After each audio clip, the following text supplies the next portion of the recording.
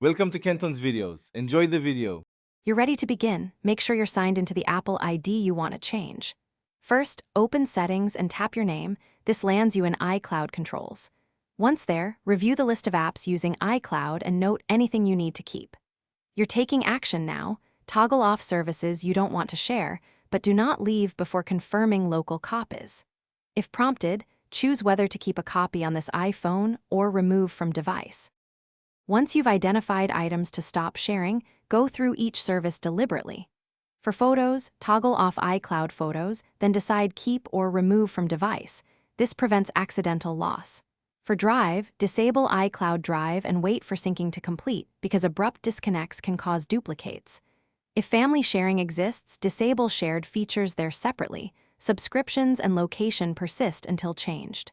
On Mac, use System Settings. On iPhone or iPad, use the iCloud page. You'll see confirmation dialogues, so read them before confirming. To finish, sign out of iCloud entirely if you want all syncing stopped. Settings your name sign out. On Mac, sign out in System Settings.